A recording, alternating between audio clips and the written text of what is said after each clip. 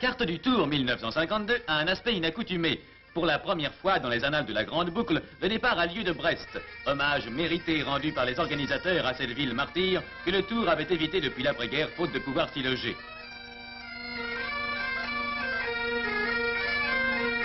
Déjà, les coureurs se rassemblent. Tesser et Lazaridès, solides rouleurs de l'équipe de France parmi leurs camarades. Gimignani regarde avec intérêt ses premières photos. Bernard Gauthier et Laure Eddy, deux inséparables, arrivent en voiture.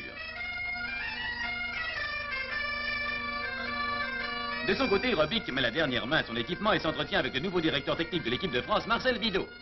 Gino Bartali, le campionissimo, fixe avec soin ses bidons. N'a-t-il pas été déjà 2 fois vainqueur et n'est-ce pas son 7e Tour de France? Coppi, grande vedette, semble fin prêt. Avant l'effort, nos Italiens s'amusent à regarder ces bizarres instruments de musique inconnus dans la péninsule. Danseurs et bignoux sont venus en effet jeter la note pittoresque sur ce grand rassemblement international des gloires cyclistes. Mais le grand moment approche. Tout le monde est à son poste. Et Jacques Godet, directeur de l'épreuve, donne les derniers ordres. Ockers s'apprête. À ses côtés, l'équipe belge qui semble décidée à s'affirmer.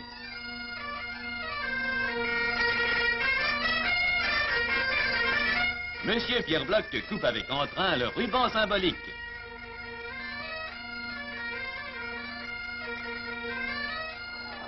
À travers Brest, en fait, les coureurs vont gagner la ligne de départ. Voici d'abord les Suisses. Malheureusement, cette année, ni Koblet ni Kubler ne viendront défendre les couleurs helvétiques.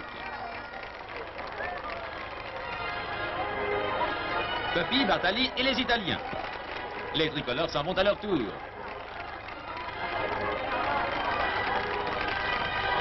L'équipe ouest-sud-ouest avec l'Apébi et le Guigui.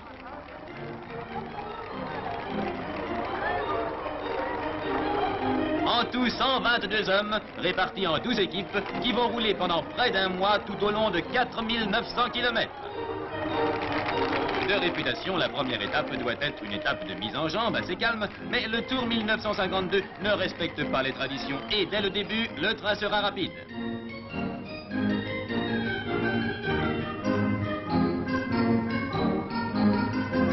Morlaix et son viaduc est lancé. Les coureurs passent très groupés.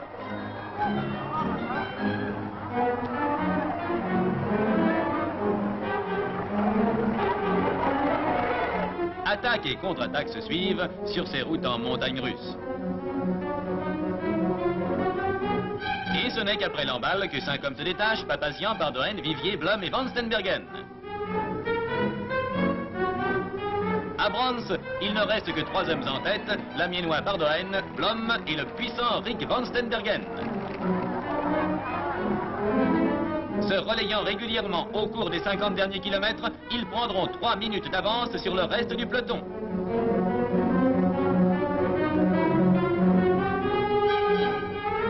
Rennes, où les chronométreurs préparent leur pointage. Et c'est au sprint que Rick Van Stenbergen gagne sans mal devant son compatriote et le jeune Français. Les deux Belges ont une belle journée à leur actif et Rick peut être fier d'endosser le maillot jaune. Robic est chez lui, ne l'oublions pas, et fait son petit tour familial. Quant à l'homme du jour, il termine sa journée par le traditionnel rafraîchissement. Le jour se lève sur Rennes et sa célèbre faculté au matin de la 2e étape qui doit nous conduire au Mans. Marius Guiraman est le directeur technique de l'équipe du Sud-Est, une équipe de jeunes, parmi lesquels Bianchi, Canavese, Molineris, Giguet, Mirando.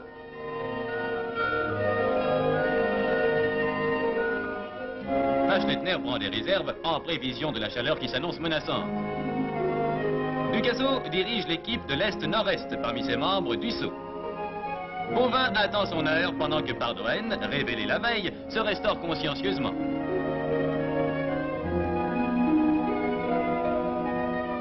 Dès le début, le train est rapide et comme la veille, la course est très animée.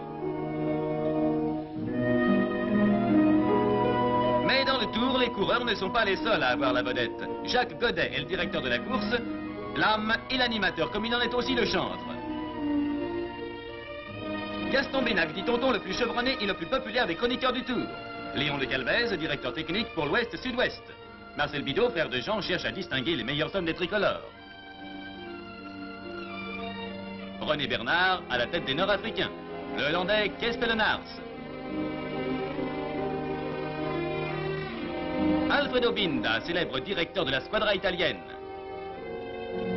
Mario Canardo, qui conduit les Espagnols. Fernand Mitoire et ses Parisiens. Ducaso, qui a recruté Pardoen. Silvermeis pour les Belges, qui courut le Tour avant-guerre, roule maintenant dans une confortable voiture. Alexandre Burtin, directeur technique de l'équipe helvétique. Un peu avant Laval, un trio a pris le large. Le peloton lui donne la chasse, car Rick tient à conserver son maillot.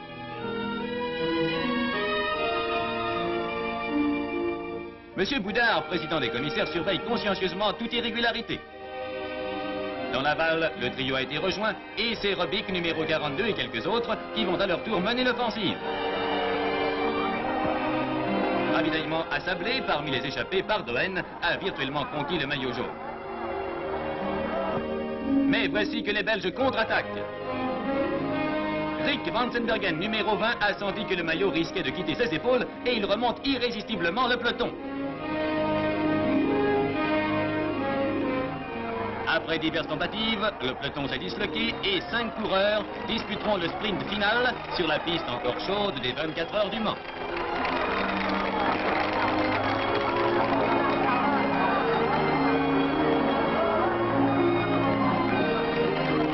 C'est encore un Belge, Rossel, qui a droit aux embrassades, à la prime, aux bonifications, beau doublé pour les hommes de Silvermeis. Et c'est enfin le rush final vers l'eau bienfaisante après ces 5 heures passées à courir sous un ciel de plomb. Dès le départ du Mans, le Tour passe devant la statue des frères Wright, pionniers de l'aviation.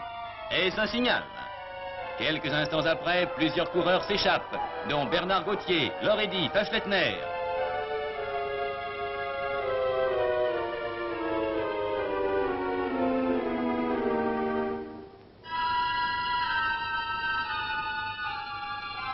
Dans leur voiture, Lévitan et le Duc s'interrogent sur cette fuite audacieuse pendant que d'autres journalistes forcent eux aussi leur allure.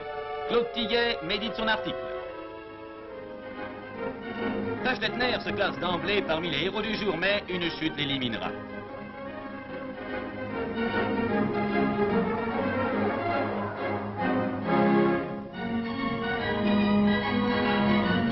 C'est Lorédy, numéro 37, avec Bernard Gauthier, numéro 35, qui tentera l'ultime effort. Nous approchons maintenant de Rouen, ville mutilée, elle aussi, dominée par sa cathédrale miraculeusement épargnée par les destructions. Lorédy, aidé de Bernard Gauthier, a mené son effort jusqu'au triomphe, et c'est une foule en délire qui acclame le premier grand succès français. Nello a eu en Bernard Gauthier un camarade aussi courageux que dévoué. Bernard, qui l'a vigoureusement aidé sur la fin de l'étape, n'a pas songé un instant à s'approprier la victoire. Il a laissé à Lorédy la minute de bonification qui lui permet de disposer de plus de 4 minutes sur Van Steenbergen. Aussi Nello lui doit-il quelques reconnaissances. Malgré la chaleur, ce survêtement jaune est toujours endossé avec un certain plaisir. Et pendant que les arrivées se succèdent, l'immense caravane s'installe pour la nuit dans la ville qu'elle remuera et troublera jusqu'à l'aube.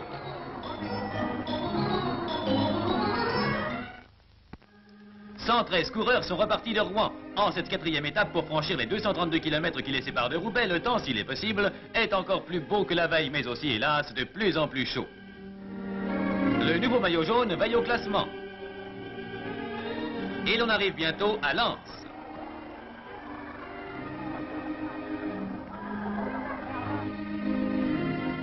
Lens, c'est le nord, mais par 35 degrés à l'ombre, cela devient l'enfer du nord et les incidents techniques se multiplient. La course a pris l'allure d'un Paris-Roubaix, mais les pavés sont méchants et plus d'un coureur reste en rade. Finalement, c'est le sud-est Molineris qui se détache nettement. Derrière lui, Dotto, Lazaridès et Goldschmidt qui font une très belle course. Maigre-Pierre arrive détaché à Roubaix et franchit la ligne d'arrivée avec près de 3 minutes d'avance sur ses poursuivants. Le voici second au classement général, à 1 minute et demie de Lorédy qui conserve la première place. Sur la grande place de Roubaix, les coureurs passent au contrôle. Roubaix-Namur, 5e étape, avec une incursion de plus de 100 km en Belgique. Dès le 4e kilomètre, le luxembourgeois Bims a pris le large en compagnie de son compatriote Didrich et de Vivier, jeune espoir du sud-ouest. Ils passent la frontière à Quievrin avec 9 minutes d'avance sur leurs poursuivants immédiats.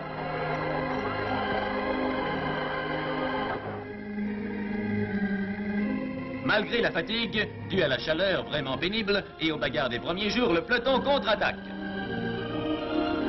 Passage à Mons. Van der Stock remonte régulièrement. Il finira d'ailleurs 3e de l'étape et second du classement général. Les 3 hommes de tête ne sont plus réunis pour longtemps. Une crevaison retardera Vivier et Bins devra changer de roue.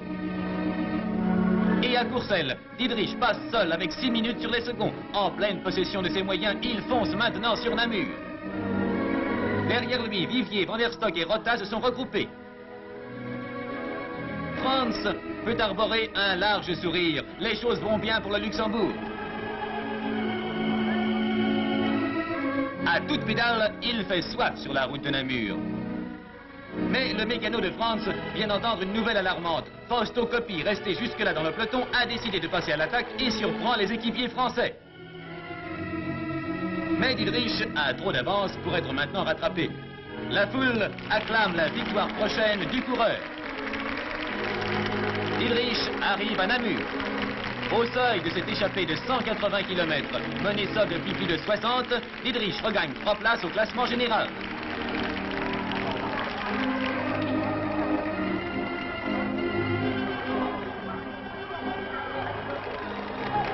Sur ce parcours d'une rare rigueur, Coppi, qui a faussé compagnie au peloton, a réussi à reprendre 7 minutes sur les 11 qui le séparaient du vainqueur.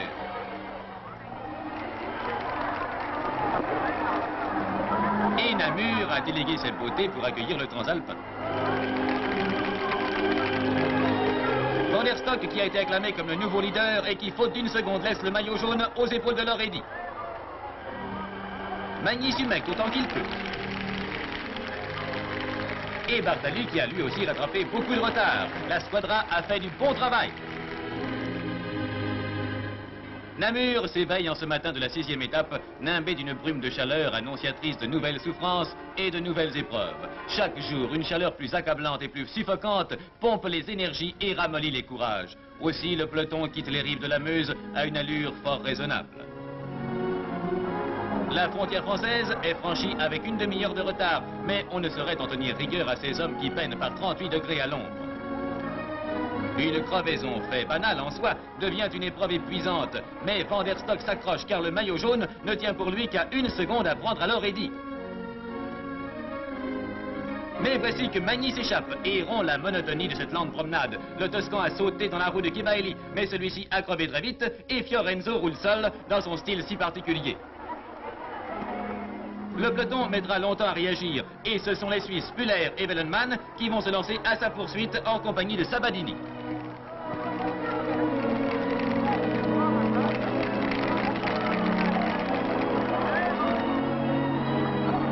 Magny fonce, véritable locomotive, il roule presque tout le temps à 50.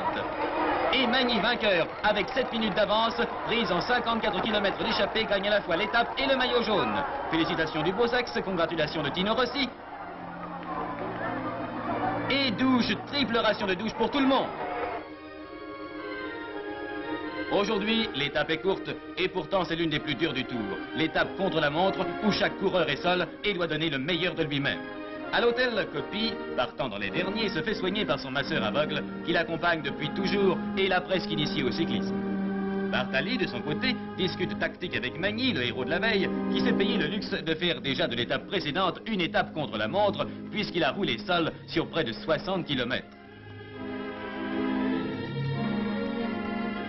Étape contre la montre, les jambes, le cœur et la tête contre les aiguilles inexorables. 5, 4, 3, 2, 1, partez! D'auto-silence, il finira 31e. Goldschmidt.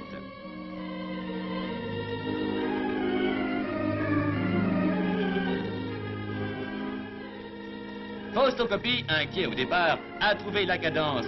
Dans cette étape de la vérité, il abat son jeu d'un seul coup. Loredi se défend merveilleusement et semble se rapprocher du maillot jaune. Magny, qui ne semble pas se ressentir de son effort de la veille, toujours puissant. Arrivée de l'Espagnol Ruiz, suivi de Bartali. Fausto Coppi, malgré deux crevaisons qui lui prennent 1 minute, arrive dans le meilleur temps à Nancy et se trouve 3e au classement général. Magny, qui se classe 9e, perd le maillot jaune. Bidot a eu presque plus chaud que ses coureurs, mais Loredi a réussi à reprendre la première place avec 10 secondes d'avance sur Magny.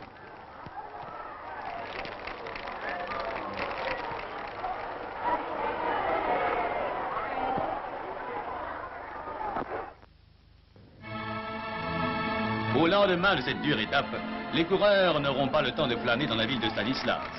Dès 8 heures, ils sont en selle les 94 hommes quittent Nancy pour une étape de 252 km, véritable prélude à la montagne, avec à traverser des Vosges sur toute leur longueur et des cols déjà sévères comme ceux de Gros-Pierre, d'Odérène, de Puissang, le Ballon d'Alsace et le Vieil Armand. Il fait chaud, très chaud, et nos rescapés sous ce soleil torride semblent plutôt décidés à jouir du coup d'œil sur le lac de Gérardmer qu'à augmenter la cadence des coups de pédale.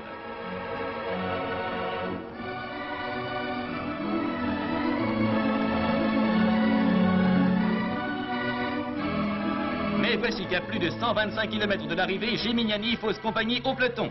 28e du classement général, avec 22 minutes de retard sur le maillot jaune Loredi, Raphaël a décidé de tenter sa chance.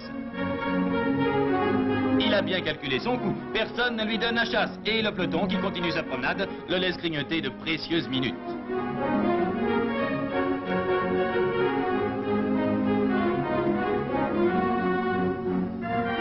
Caria et Coppi ne veulent pas que l'écart soit trop sensible et veilleront au classement général de leur équipe.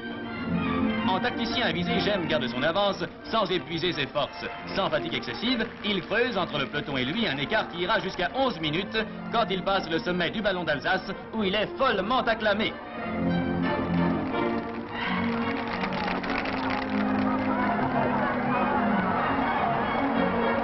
Derrière Gimignani, le peloton se ravitaille. Entraîné par les Italiens, il se décide à accélérer un peu l'allure pour la descente sur Mulhouse.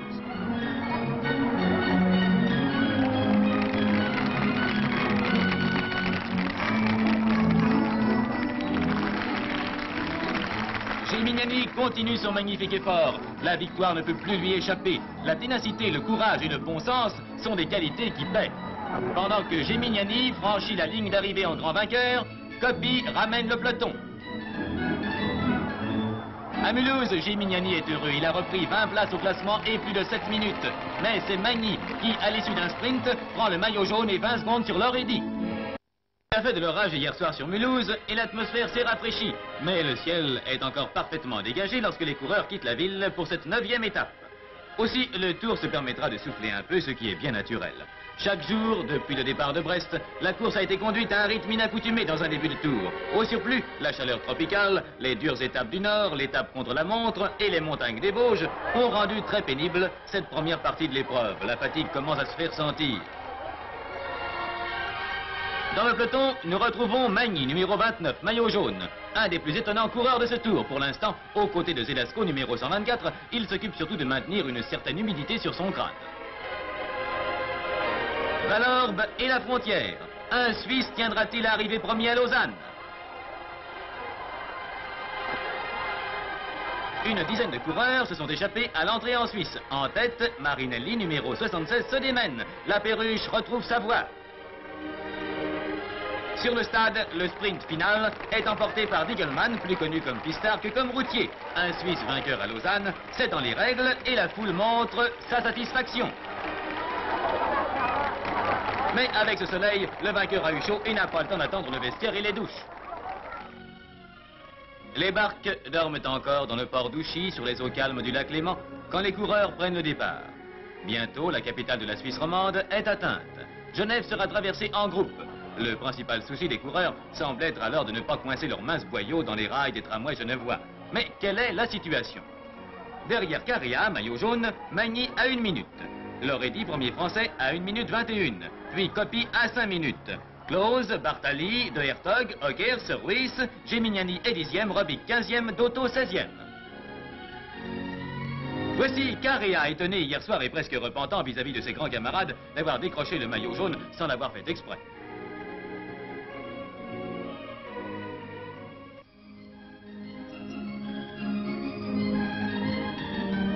Passage à Visil, dominé par le château du cardinal de Lesdiguières, résidence d'été du président de la République.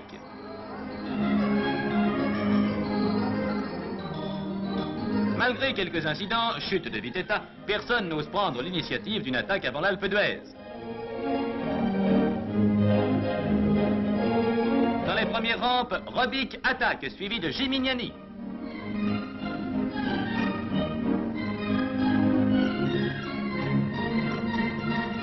Robic mène un train d'enfer. Ce Robic dont Coppi disait qu'il est tout de même formidable et qu'il émerge toujours quand on ne pense pas à lui.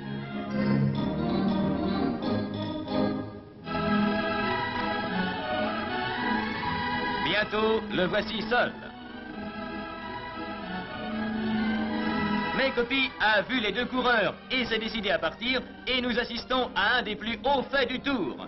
Mètre par mètre, le grand champion italien, avançant avec une régularité étonnante, grignote l'avance des Français. Déjà, il a passé Gimignani. Le voici maintenant qui a rattrapé le Breton. Robic s'accroche, lutte et se maintient grâce à un prodigieux effort de volonté.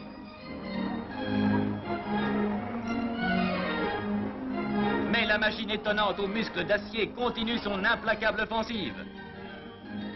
Et bientôt, Fausto Coppi roule seul vers la ligne d'arrivée.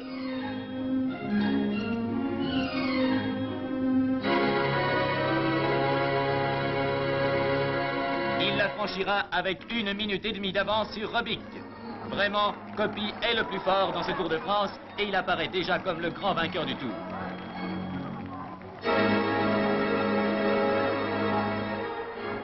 Toutefois, Robic a montré ce que le courage et l'énergie peuvent faire. À l'arrivée, alors que le triomphateur se repose, notre biquet est encore plein du feu de l'action et passe aux commentaires.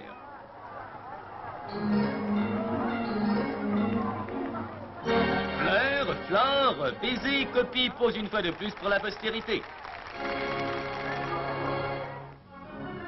Repos à l'Alpe d'Huez. Après 11 jours de luttes ininterrompues, les coureurs ont droit à leur première journée de détente. Marinelli, moins brillant qu'on espérait, se fait masser dans sa chambre. Dotto s'intéresse à l'opinion que les critiques sportifs ont de sa personne. Robic a troqué le guidon pour le volant, son péché mignon. Ne parle-t-il pas d'ailleurs de finir sa vie sportive sur les autodromes? C'est vraiment la détente si nécessaire pour ces rescapés. L'équipe de Paris prend le frais sur la terrasse. De Côte, Elotte, Renaud et Marinelli discutent des difficultés à venir.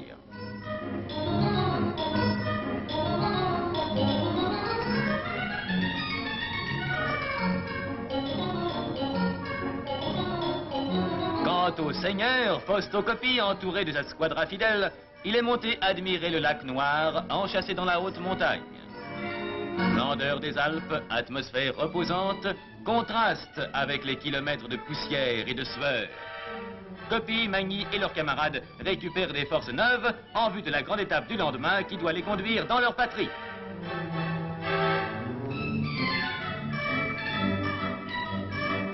Le départ est donné de Bourdoisan, niché dans la haute vallée. Le peloton a aujourd'hui une vie éphémère et dès l'attaque du col de la Croix de Fer, il s'allonge en un chapelet fort distendu.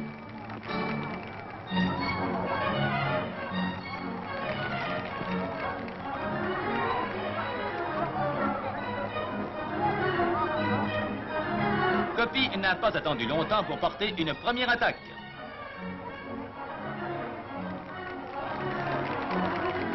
Nolten a des ennuis. Dure journée d'efforts incessants. Le premier col, la Croix de Fer, est déjà à plus de 2000 mètres d'altitude. De la Haye, Pezzoli, Borting et Cher arrivent au bout de cette première épreuve. Et c'est maintenant la descente, à une allure inquiétante, la descente où l'on cherche à rattraper le temps perdu dans l'ascension. Toutefois, il y a toujours des incidents. Rox répare.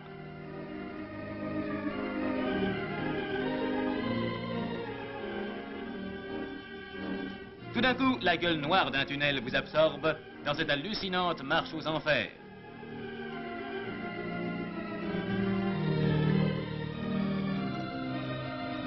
Un certain regroupement s'est opéré avant l'ascension du télégraphe et du galibier, le véritable géant du Tour. De 500 mètres environ, les coureurs devront grimper à 2500, 2000 mètres d'élévation en moins de 40 km.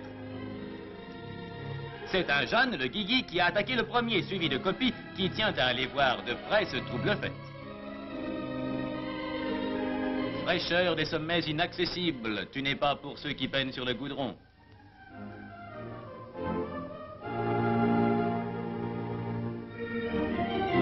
Mais Coppi a sauté le Guigui et contrôle son avantage. Nous voici au col même, qu'on franchit par un tunnel. Le galibier, peuplé comme une capitale, applaudit le très grand champion d'une classe tellement supérieure.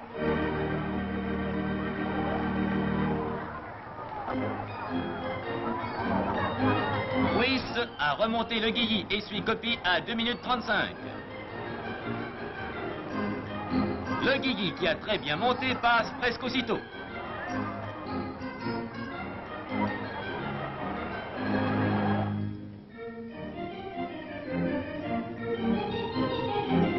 Quant à Bartali, il met toute son expérience dans des descentes de virtuose.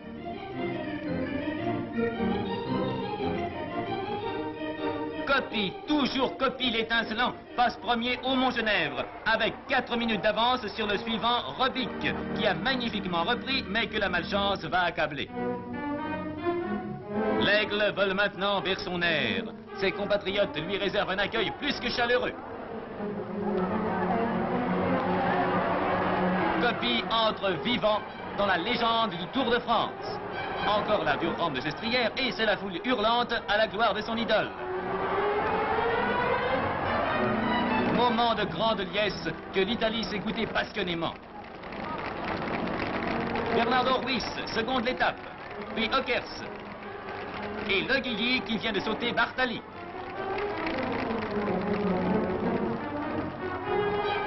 Sestrière, au lendemain de ses efforts dans cet apaisant décor, comme on voudrait goûter les fraîches joies de cette aimable station située à 2000 mètres d'altitude et dont la réputation, hiver comme été, n'est plus à faire.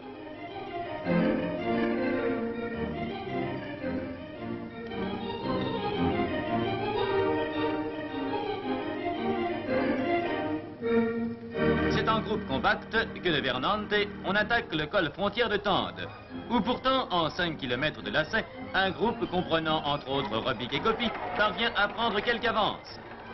L'ardeur des premiers communique quelques vies au groupe.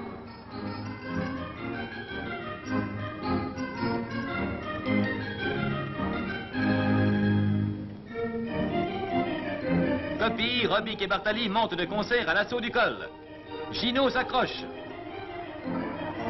Mais Coppi et Robic passent les premiers au tunnel qui marque le col. Robic, qui dans cette journée deviendra leader de l'équipe de France. C'est ensuite la descente vers la France.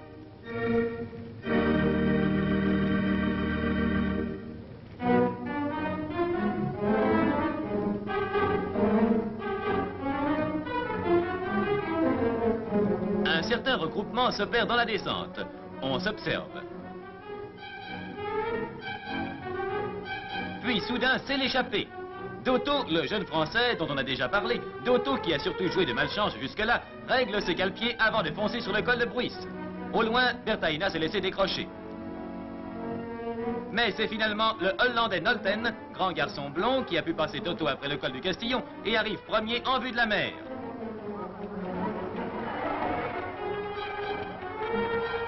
Nolten, qui fait penser à Gerrit Schultz, passe dans la turbie. Son coup de pédale, son allure, son audace, tout en Nolten indique la classe à l'état pur. La foule s'interroge sur l'identité du grand coureur hollandais qui se révèle.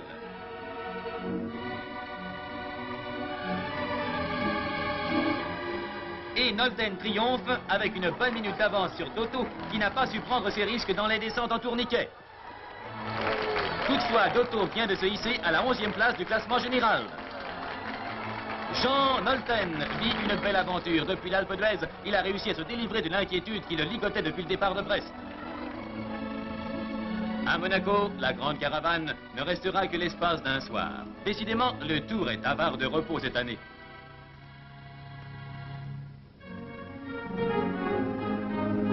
la promenade est plus agréable et vous a un petit air de balade en vacances.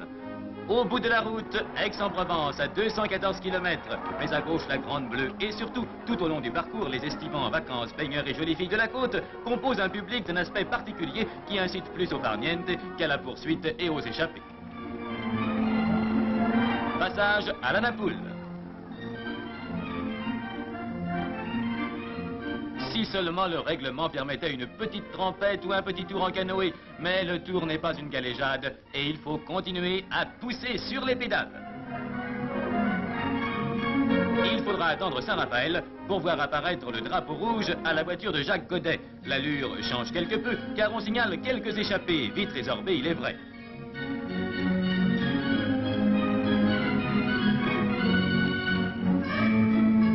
Close, second au classement général, fait partie de toutes ces offensives.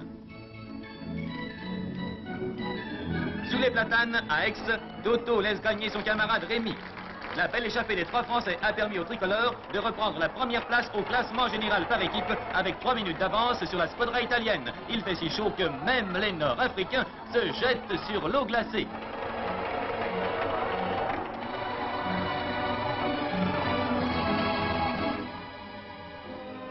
Nous nous rafraîchirons quelques instants à ces sources aixoises, si vous voulez bien nous le permettre, avant de nous élancer à nouveau sous les routes brûlantes, sur les bords desquelles les arbres sont rares. Aujourd'hui, le tour va monter à l'assaut du Ventoux, ce piton rongé par le soleil. Jusqu'au géant de Provence, rien de très spécial à signaler, sinon un Mistral peu plaisant qui gêne les coureurs.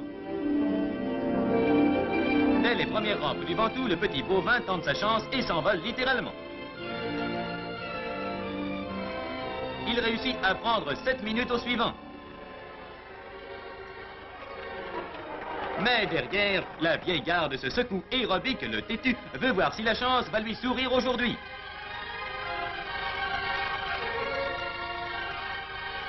Il fait cavalier seul dans ce décor de pierre et arrive au sommet avec une belle avance.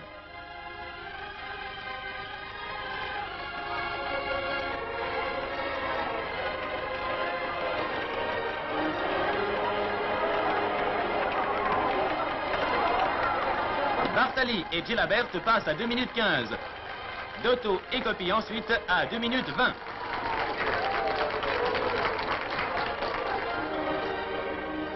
Dans la descente se regroupe un paquet de vedettes qui chassent après Biquet déchaîné. Robic Rageur fait preuve d'une combativité extraordinaire. Il s'acharne positivement sur la victoire qu'il force délibérément.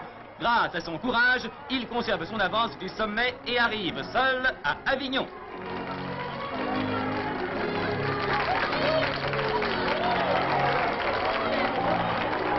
La beauté de l'exploit va défrayer les chroniques et les journalistes en mettent un coup à leur tour. Le Breton n'est plus qu'à 3 minutes de Hockers, ce qui prend la seconde place du classement général. Mais Fausto conserve sa confortable avance. Bartali arrivé second. Mais c'est Biquet qui a droit aux embrassades jumelées. Coppi reçoit aussi des hommages. Et comme toutes les autres, cette étape se termine par une humidification généralisée, bien méritée, reconnaissons-le, avant le tour d'honneur traditionnel. Avignon a retrouvé son animation des grands défilés d'antan. Une foule nombreuse a salué le départ des 81 coureurs partis avec l'espoir de souffler un peu jusqu'aux Pyrénées. Hélas, Decaux, 73 et Corrieri, 26, bouleversent les prévisions et s'envolent dès le départ. Mais le peloton refuse la course au pays de la soif. Il flémarde sous les rares ombrages. À Béziers, capitale du vin, le peloton a pris 15 bonnes minutes de retard. Les deux fuyards sont littéralement déchaînés. N'oublions pas qu'il fait bien 38 à l'ombre, mais le Mistral leur est favorable. La troupe, elle, chasse la canette et s'installe de plus en plus confortablement dans un bon petit retard de 30 minutes. Coppi règle lui-même un petit pas de rentier.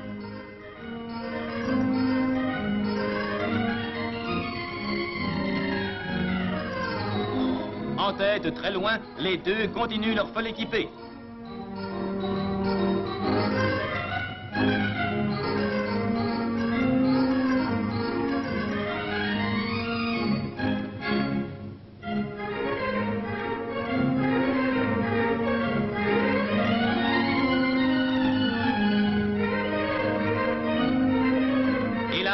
Corrieri a des ennuis pneumatiques.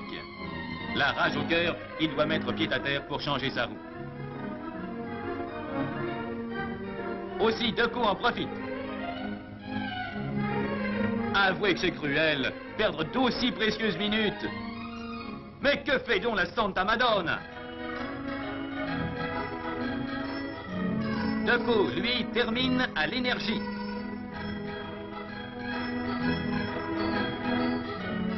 Et il arrive à Perpignan avec sa demi-heure d'avance et sa minute de bonification sur le gros du peloton. Il était temps toutefois que Perpignan se présentât sur la route. Mais il mérite bien le petit bravo d'Élie Brousse. Quant à Corrieri, le Grégario volant, au dire de la presse, il peut sourire. Malgré son léger retard, son exploit lui vaut d'avoir repris la première place pour sa valeureuse squadra. Quant à l'eau minérale, elle est prise d'assaut ce soir-là.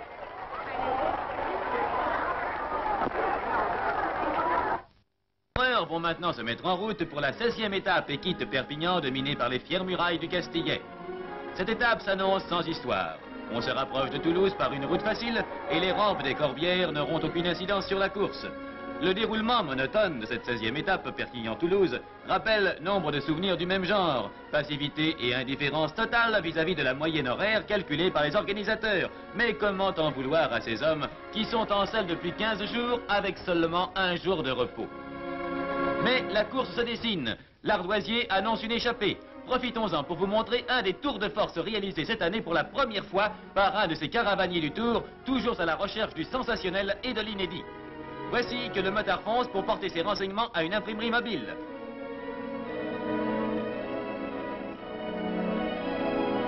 En marche, les rotatives modèles réduits tournent à pleine vitesse, pendant que les rédacteurs préparent déjà l'édition suivante, d'après les renseignements communiqués par les motards. On sort jusqu'à 5 éditions par jour que le motard de service va porter au prochain point important du parcours.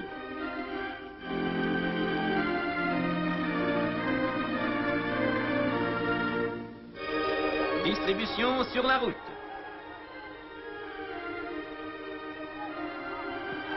Et le soir, à l'arrivée, peu de temps après le passage de la ligne, on distribue les résultats, l'encre à peine sèche, dernière édition de cet étonnant tirage qui atteignit jusqu'à 112 000 exemplaires en un seul jour. Mais rejoignons le Vélodrome de Toulouse, où après une longue promenade, les coureurs arrivent par petits paquets. André Rossel gagne au sprint devant Vivier, Baroni, Bianchi et quelques autres. À la suite de ces étapes méridionales, rien n'est changé au classement général. Coppi garde sa confortable avance de 25 minutes. Rossel se prête de bonne grâce au baiser traditionnel de l'arrivée. Il a terminé très frais et minaude avec coquetterie devant les objectifs braqués sur sa personne. Et dans la cité du Bel Canto et des Violettes, c'est le deuxième jour de détente, révision des vélos fatigués. Pendant ce temps, les coureurs se refont les forces neuves. Lazarides et Robic font la sieste.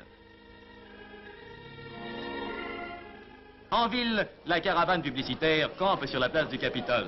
C'est un des gros attraits du Tour. Tout au long des routes de France, c'est elle qui fait patienter les millions de spectateurs qui attendent les fugitifs coureurs. Dans la ville d'étape, c'est autour d'elle qu'on se masse, faute de pouvoir toucher les champions dont le sommeil est sacré.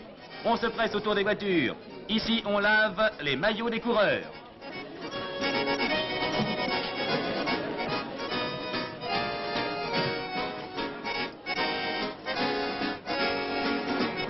Plus loin, l'accordéon d'Yvette Horner rassemble ses fervents.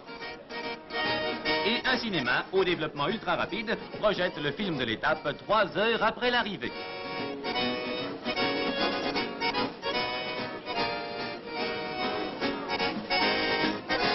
Les plaisirs sont variés et chacun y trouve un spectacle à son goût.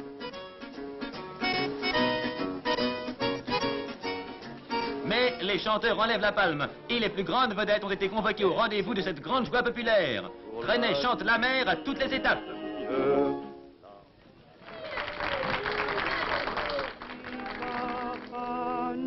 Et la voix de Tino Rossi résonne longuement dans l'âme passionnée des femmes. Du ciel, avec des jouets par milliers. Un soleil matinal éclaire la cité des Violettes et cette ravissante église Saint-Étienne, un des joyaux de la ville rose.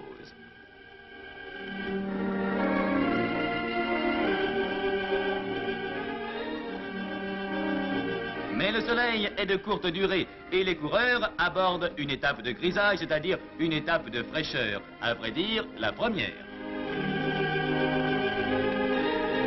Passage à Saint-Martory. grimpeurs sud-est revenant après crevaison.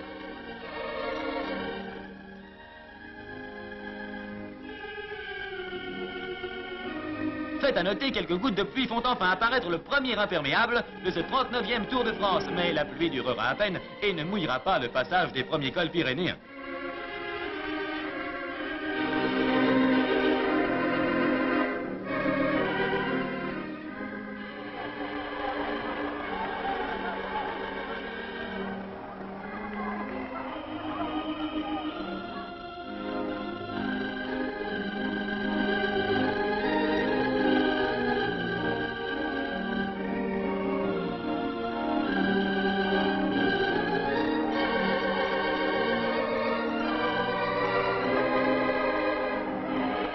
Et hop, Dotto tente sa chance et attaque dans la montée du col de Peyrelsourde.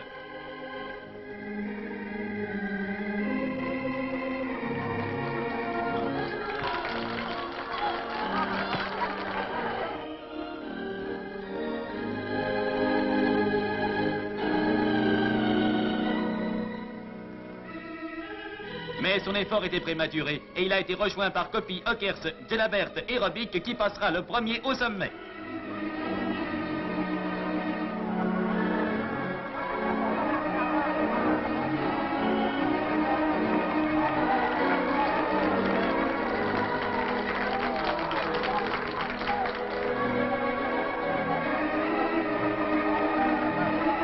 Descente sur Haro. Et aussitôt, on attaque l'Aspin. Parmi les attaquants, la révélation de Guilly, Nolten, Claus, de Gribaldi, Bartali.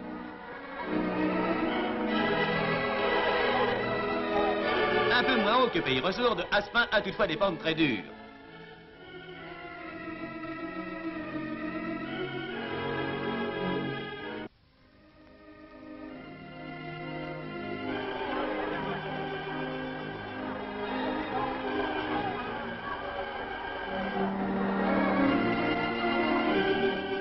Gimignani s'envole vers le sommet.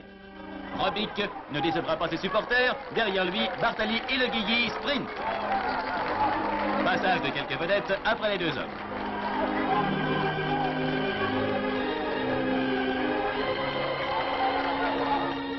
De son côté, Gimignani, qui doit son succès à son cran et à son habileté dans les descentes, se jette vers Bagnères de Bigorre.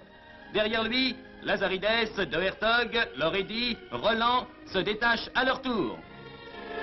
Le Guigui qui les rejoindra sur la ligne d'arrivée et Gimignani entrera seul dans Bagnères de Bigorre. Gimignani qui a retrouvé une grande partie de ses moyens et qui a gagné sans épuiser ses réserves. Il reprend une place au classement général et, bon comptable, n'oublie pas d'encaisser le traditionnel baiser que lui concède une jolie bigourdane. La 18e étape est une des grandes étapes. Deux seigneurs, deux géants imperturbables, le Tourmalet et l'Aubisque, pris cette année par le mauvais bout. Par ailleurs, le temps n'est pas non plus très favorable, des nappes de brume remplissent les vallées et le contraste avec la chaleur des jours précédents est très vif. Mais dès les premières rampes du Tourmalet, la sélection se perd dans le peloton. En tête, sous l'impulsion de Coppi, un groupe se forme avec Gelabert, Ockers, Ruiz, Robic et Carrea. Puis Robic passe à l'attaque.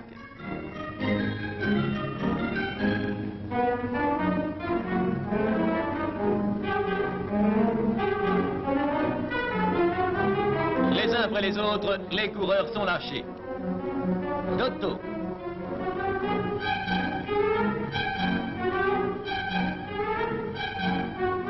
Gimignani.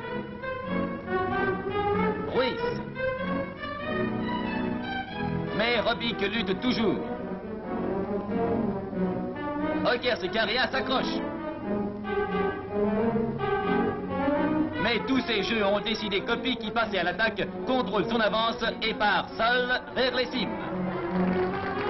Le seigneur, le maître, le postissimé Coppi va donner une série de preuves de son écrasante supériorité. Partout où c'est difficile, qu'il fasse chaud ou froid, il sera premier en s'interdisant d'écraser ses adversaires. Le tenace et rusé Ockers se passe ensuite. Quant à Gimignani, il nous donne encore le frisson dans une descente à tombeau ouvert.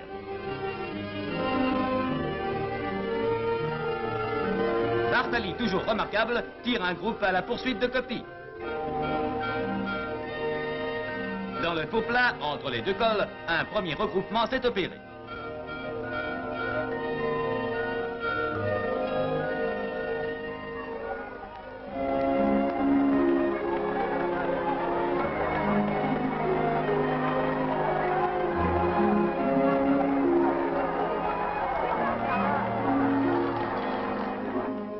Mais la montée de l'Aubisque aura lieu dans de véritables ténèbres blanchâtres d'un brouillard épais et très froid. Vision hallucinante.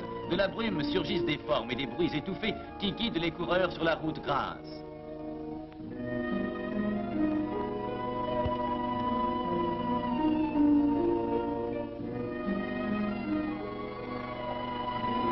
Au sommet, Coppi est encore passé détaché, juste ce qu'il faut, avec 29 secondes d'avance sur Robic, hargneux comme toujours, combattant ardent et actif pour la seconde place.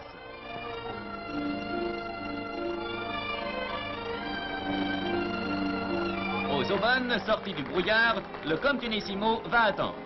Comme toujours, il mène sa course à sa guise, les muscles parfaitement dispos pour obéir calmement à l'intelligence. Rockers, Robic sont à sa poursuite et pour une fois s'entendent pour revenir sur le grand transalpin.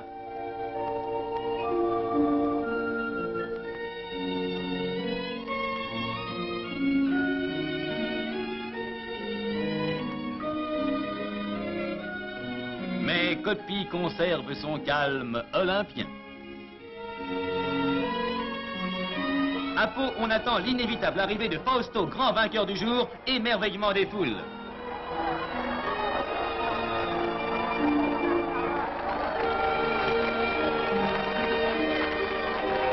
Au sprint, Hocker se bat Robic pour la deuxième place. Après l'effort, chacun réagit à sa manière. Habitude. Contentement. Soit. Au cours de cette 19e étape, laissons les coureurs faire leur promenade et regardons un peu ceux qui les accompagnent.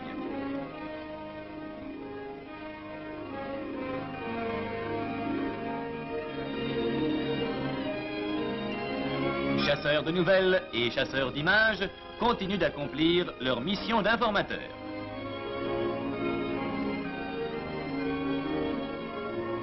Cette débauche de clichés n'est due qu'aux ennuis d'un coureur, qui nous prouve qu'on doit savoir faire œuvre de mécano tout en roulant. Si l'ennui est pas trop grave, il reste toujours la voiture balai, chargée, comme son nom l'indique, de ramasser les malchanceux. En cas d'accident, une ambulance transporte les infirmières de la Croix-Rouge française.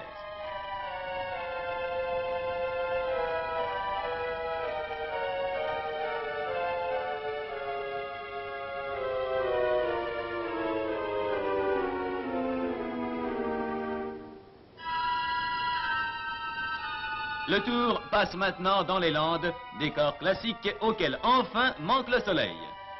Mais voici que l'ardoisier annonce aux suiveurs qu'une tentative de fugue vient d'avoir lieu. Hans Dekers Hollande a pris son élan vers Bordeaux.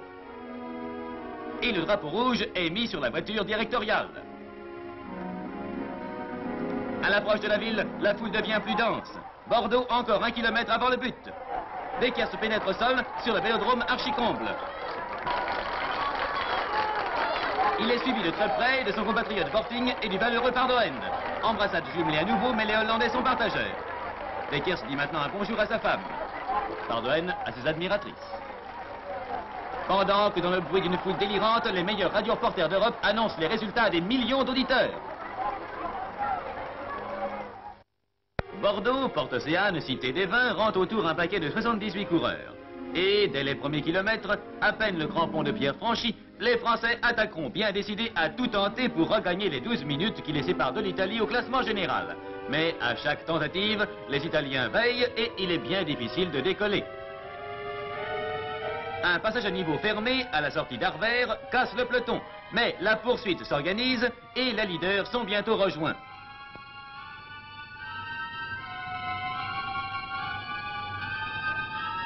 C'est à Négronde que la course part réellement et c'est Giguet qui lance la bataille, emmenant 4 hommes avec lui. La chasse bat son plein. En tête, Magny, quoique blessé, force l'allure. Mais le peloton, sous l'impulsion de Robic, réduit peu à peu cette avance. Nos 5 hommes paraissent inquiets et bientôt Magny renoncera.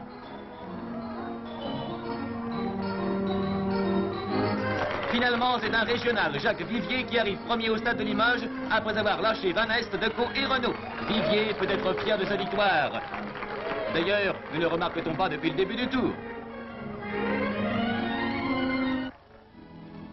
La ville s'éveille à peine dans l'air frisquet du matin quand les rescapés roulent déjà sur Clermont-Ferrand, séparé de la capitale du Limousin par 245 km très accidentés. Pour corser les choses, les organisateurs ont fixé l'arrivée au sommet du Puy-de-Dôme et nous aurons pour la 3e fois l'expérience d'une arrivée en haut d'une rue d'ascension. Les coureurs arrivent ensemble au lac Chambon, où les attend le second ravitaillement de la journée. La lutte commence alors à 40 km de Clermont. Gimignani, désireux d'entrer en tête dans sa ville, est parti avec Bovin et Marinelli.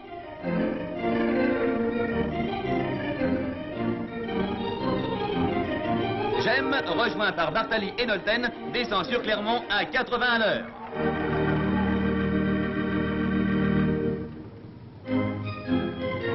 La lutte se circonscrit très vite entre le Vecchio Bartali, très ardent dans ce parcours, et Gimignani, follement acclamé dans son fief.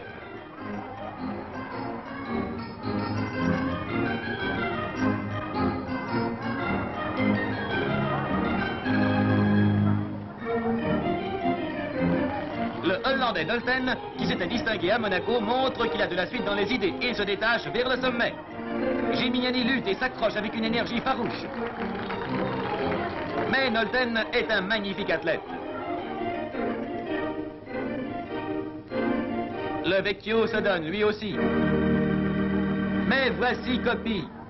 Nolten, premier tout près du but, résistera-t-il à cet assaut? Non, dans son style magnifique, Coppi le saute à 100 mètres de l'arrivée. Il n'a cessé de contrôler la course.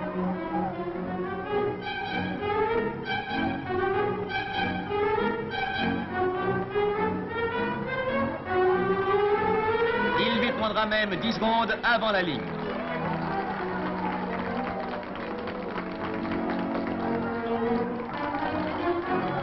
Coppi peut avoir l'air fatigué. Il vient encore de remporter une victoire dont il n'avait vraiment pas besoin pour gagner ce tour avec une facilité déconcertante.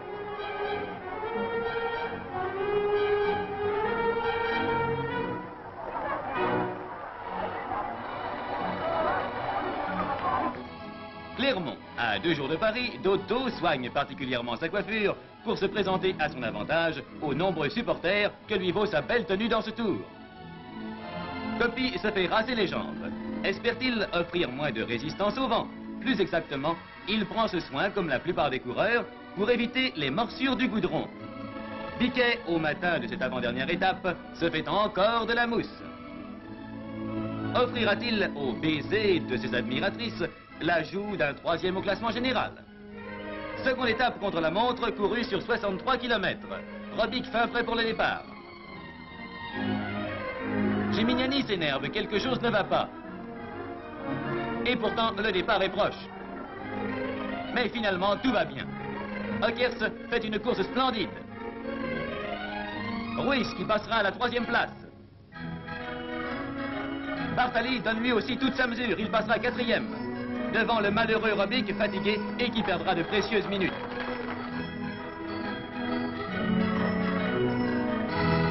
Coppi, quant à lui, est resté très en deçà de ses possibilités. Et c'est Magny qui remporte sa 2e victoire d'étape, ayant roulé à 40 km de moyenne.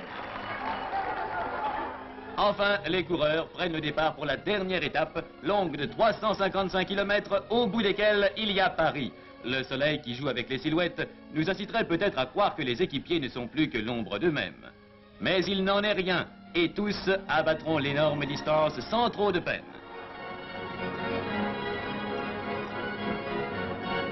Mais Paris, qui les attend depuis un mois, a tenu à leur réserver un accueil débordant d'enthousiasme. Une foule immense a envahi le Parc des Princes, qui vit tant d'arrivées glorieuses. Il est 5 heures quand les premiers coureurs pénètrent sur la piste. Quel homme remportera l'étape suprême? Une célébrité, un inconnu? Sur ce 4807e kilomètre, le sprint est épique, peut-être plus déchaîné encore que tous ceux qui marquèrent les autres fins d'étape. Et c'est finalement le Caladois Antonin Roland de l'équipe de France qui passe devant le Suisse Zellenmann, Panov et Rossel. Un instant, il recueille pour lui seul cette ovation débordante qui s'adresse à tous les hommes de cette gigantesque course.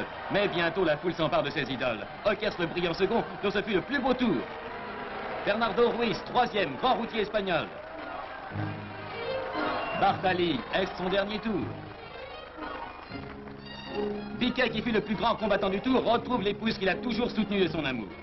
Fausto Coppi, en ce jour d'apothéose, serre des mains, reçoit des félicitations, goûte la joie sans mélange d'un triomphe total.